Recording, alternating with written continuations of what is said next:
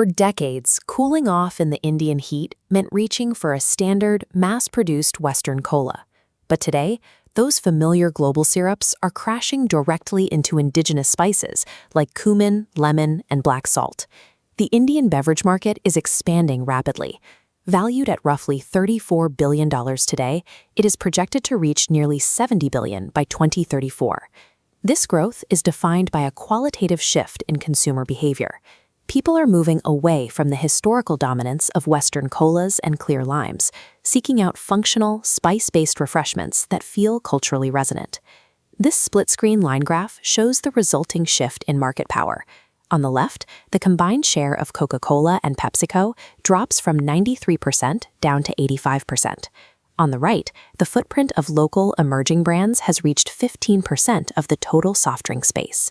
A major catalyst behind this shift is Archean Foods' flagship brand, Lahori Zeera.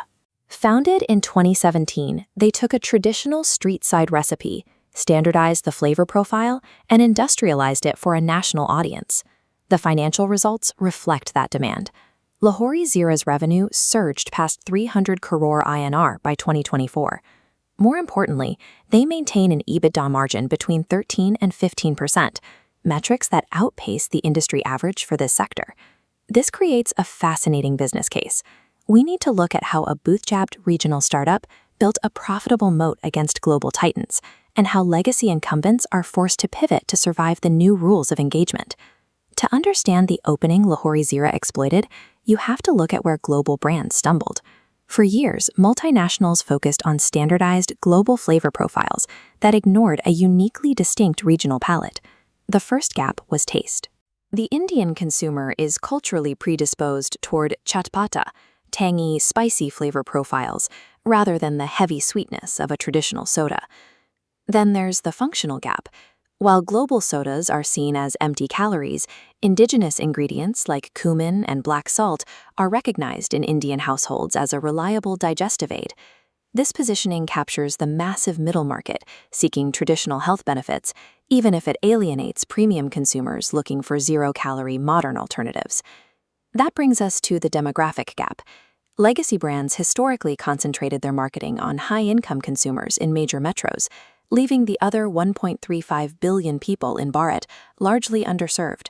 To reach them, Lahori Zeera bypassed modern supermarket chains and built its distribution around traditional kirana stores, the neighborhood shops where the vast majority of Indian consumption happens. With zero marketing budget in their early years, they asked shopkeepers to stack crates of the drink vertically outside the stores. These stacks served as eye-catching billboards that signaled popularity and encouraged bulk household purchases. By ignoring the global playbook, Lahori Zeera created a new category that legacy distribution networks were not structurally built to defend. While the category is now proven, the real challenge lies in the absolute price ceiling for mass market adoption in India, the 10 rupee mark. That single coin dictates the entire strategy. It ensures the product remains a frictionless impulse buy for students, laborers, and rural families alike. The problem is that carbonated drinks with added sugar face a total combined tax rate of 40%. This graphic breaks down the unit economics of that 10 rupee bottle. After 40% vanishes to taxes, the remaining 6 rupees must cover production, bottling, transport, and retailer margins. Under these constraints, the industry standard of 30-day distributor credit cycles becomes impossible to sustain for a growing brand. Instead, Lahori Zeera uses a negative working capital model. They demand 100% advance payment from distributors. Cash flows in before the company ever has to pay its own suppliers. This creates a continuous pool of interest-free capital that funds an output capacity of 5 million bottles per day, allowing the brand to scale without relying on early venture capital. The operational risk is high. Distributors only pay in advance if consumer pull is undeniable. If demand slows, the entire cash cycle breaks. Success at the 10 rupee level requires a relentless commitment to capital efficiency, high inventory turnover, and automated manufacturing scale. Lahori Zeera's success essentially validated a high-volume category that titans had previously ignored, forcing them to pivot and defend the 10 rupee segment. Coca-Cola responded by resurrecting its dormant classic brand, Rim Zim Jeera. It was a direct acknowledgement that global powerhouse labels weren't enough to stop the local threat. Coke paired a high-energy, nostalgia-driven campaign with a 250-milliliter pack specifically priced at 10 rupees to match Lahori's core value proposition. Domestic giants also moved in. Tata launched Tata Fruski, while Reliance revitalized the Campa brand, both utilizing massive national distribution to reclaim the mass-market general trade. Dabur took a specialized approach, extending its Hajmola brand into liquid beverages to capture the functional digestive segment with a name consumers already trusted. This comparison matrix plots the counteroffensive. While Coke focuses on heritage, Tata leverages regional relevance, and Dabur leans on functional health trust to bracket the disruptor.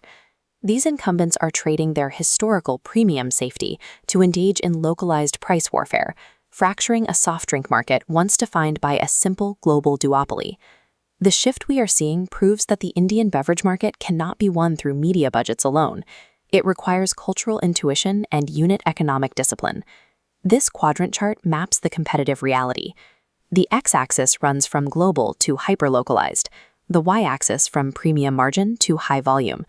Lahori Zeera sits in the local high-volume quadrant, as brands like Rimzim and Campa shift to follow them. Capital-efficient startups should look for these cultural pain points, segments that multinational corporations traditionally deem too small or too difficult to standardize. However, brands that require high margins, 30-day credit cycles, and modern trade dominance should avoid this playbook.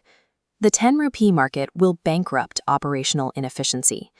For Lahori Zeera, the path to 1,000 crore in revenue depends on doubling their manufacturing scale while maintaining the discipline of their cash-first financial model. Ultimately, the Indian consumer is the winner of this shift.